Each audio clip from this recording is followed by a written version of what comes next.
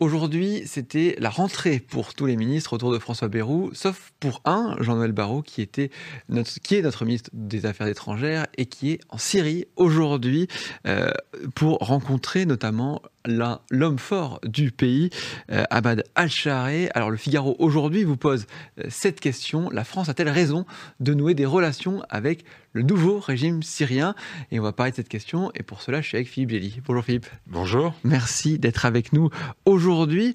Déjà, pour parler de cette visite qui a commencé ce matin, c'est une visite qui est très importante parce que c'est l'une des premières grandes visites occidentales en Syrie. Oui, au niveau ministériel en tout cas, chez les Européens, ce sont effectivement les premiers, le tandem franco-allemand, la ministre allemande des Affaires étrangères Annalena Baerbock et le ministre français Jean-Noël Barrot. Une visite qui a été annoncée au dernier moment pour des raisons de sécurité. En fait, quand le ministre arrivait même à Damas ce matin. Et elle avait été précédée il y a 5 jours par une délégation de diplomates, notamment l'envoyé spécial français pour la Syrie, Jean-François Guillaume, qui a visité l'ambassade. Il faut rappeler que l'ambassade de France est fermée depuis 12 ans maintenant, puisqu'on n'avait plus de relations diplomatiques avec Bachar el-Assad. Et donc le drapeau français avait été hissé sur l'ambassade de France en mardi dernier, mais on n'est pas encore au stade de la reprise complète des relations diplomatiques, ni de la nomination officielle d'un ambassadeur français. Oui, les choses vont petit à petit. Exactement. Il y avait un programme assez chargé pour le ministre des Affaires étrangères aujourd'hui. Il a rencontré divers religieux, puis il est allé visiter la prison, la fameuse prison de Sednaya, puis il a rencontré l'homme fort du pays. Il doit le rencontrer plus ou moins au moment où on parle. C'est prévu plutôt dans la fin de la journée. Et on a vu arriver la délégation, les 2 ministres, au bureau de Ahmed Al-Shaareh. On a remarqué d'ailleurs qu'il n'avait pas serré la main de la ministre allemande. Il l'a salué poliment, mais il ne lui a pas serré la main. C'est pas si courant, même dans les pays musulmans, qu'un officiel soit accueilli avec cette distance. Ça serait évidemment le cas en Afghanistan, peut-être en Arabie Saoudite, mais au Liban, en Égypte ou ailleurs, le dirigeant aurait serré la main de la ministre. Est-ce que aujourd'hui, quel visage finalement ont montré c'est ce qu'on appelle les rebelles, qui ont renversé le pouvoir de Bachar el-Assad? Oui, il faut bien comprendre que là, on voit un monsieur en costume cravate qui a eu l'intelligence déjà d'envoyer ce signal politique, de dire j'étais un guerriero, j'étais un combattant. Il était plus qu'un des guerrieros, c'était un djihadiste. Son groupe, le Front Hayat al-Sham, c'est le mouvement de libération, le Hayat Tahrir al-Sham, mouvement de libération du Levant. Qui a un temps été affilié à Al-Qaïda et même à l'État islamique auparavant. Donc c'est vraiment, on a affaire à quelqu'un qui a un background, un passé et un passif de djihadiste, qui s'est métamorphosé à partir de 2016 de sa rupture avec Al-Qaïda et aussi de la gestion d'une enclave dans la ville d'Idlib et la région, qui a été gouvernée par ce HTC, ce mouvement HTC, et qui a fait preuve à cette occasion-là d'une pondération relative, c'est-à-dire qu'ils n'ont pas imposé la charia dans sa version la plus brutale, ils ont essayé d'être relativement inclusifs, avec beaucoup de guillemets autour du mot, dont on use et on abuse un peu ces temps-ci. Mais disons que toutes ces raisons poussent les Occidentaux aujourd'hui à essayer de tendre la main à ces nouveaux dirigeants, à ce nouvel homme fort de la Syrie, sachant que on avait fait une croix, entre guillemets, sur Bachar el-Assad, qui a martyrisé son peuple, qui a fait des centaines de milliers de morts, qui a détruit entièrement des villes entières pour s'accrocher au pouvoir, comme le ferait le chef d'une mafia qui se nourrissait sur son pays. Donc là, les enjeux stratégiques, les enjeux sécuritaires, y compris pour nous, même les enjeux d'immigration sont tels, puisqu'il y a la possibilité que des centaines de milliers, voire des millions de Syriens exilés puissent éventuellement retourner dans leur pays. Tout ça justifie, aux yeux des diplomates français et européens en général, qu'on amorce un dialogue avec ces nouvelles autorités, qu'on les sonde, qu'on voit jusqu'à quel point ils sont prêts à un certain nombre de concessions en termes d'ouverture politique, de droits de l'homme, là aussi entre guillemets. On ne va pas se bercer d'illusions, imaginer que demain la démocratie parfaite sera mise en place à Damas, c'est probablement pas le cas. Mais du moins, si toutes les communautés, parce qu'il faut bien garder à l'esprit que la Syrie, c'est un microcosme de tout le Moyen-Orient. Il y a toutes les communautés, les Druzes, les Kurdes, les Alaouites, il y a toutes les religions, les chiites, les sunnites, etc. Il y a donc un potentiel très grand d'interférences étrangères. Et d'ailleurs, on le voit depuis le 8 décembre et la fuite de Bachar el-Assad. Les Turcs sont présents au nord, les Israéliens ont énormément bombardé les infrastructures militaires du pays et occupé une zone tampon qui était un résidu de la guerre de 73. Donc, il y a un potentiel de contamination, si vous voulez, si les choses vont mal en Syrie, dans toute la région, qui est très grand. Il y a une image d'ailleurs qui a été utilisée par l'analyste américain Tom Friedman, qui est assez juste. Il dit il y a des pays dont les piliers du pouvoir, lorsqu'ils s'effondrent, tombent à l'intérieur et font peu de métastases à l'extérieur. C'est l'exemple de l'Afghanistan. Et puis, il y en a d'autres, et la Syrie fait clairement partie de cette deuxième catégorie. Quand les piliers s'effondrent, ils tombent à l'extérieur. Et donc, ils provoquent des chamboulements, en tout cas, dans les autres pays.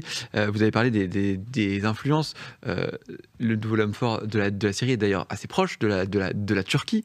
C'est la Turquie qui essaye aujourd'hui d'étendre son influence sur le pays. La Turquie a clairement un rôle important.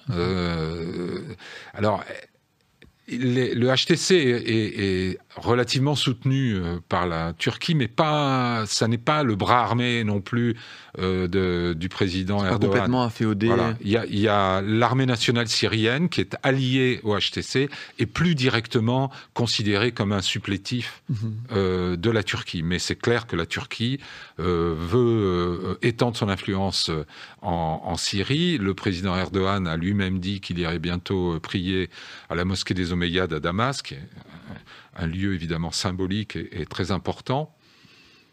Mais évidemment, ce qui obsède les Turcs, c'est la question kurde. Et il y a un gros enjeu autour de ce qui va se passer, parce que le nouveau pouvoir syrien, et il faut espérer que ce soit aussi le calcul de tous les voisins, le nouveau pouvoir syrien, un des premiers enjeux, c'est de garder l'intégrité territoriale et la souveraineté de la Syrie pour pas que des morceaux tombent à droite, à gauche, que, par exemple, même la Turquie y a intérêt dans la mesure où si la partie du Kurdistan syrien gagnait son indépendance... Je vais afficher une carte, justement, de la Syrie, avec cette zone qui est en jaune, qui est contrôlée par les forces kurdes. Voilà. Et donc le HTC contrôle Damas, contrôle l'essentiel du pays, mais pas l'intégralité du pays. Vers l'est du pays et près de la frontière avec la Jordanie et l'Irak, il y a aussi Al-Qaïda qui est encore très actif et qui reprend du poil de la bête ces derniers temps. On a publié un reportage récemment de Clara Galtier dans Le Figaro.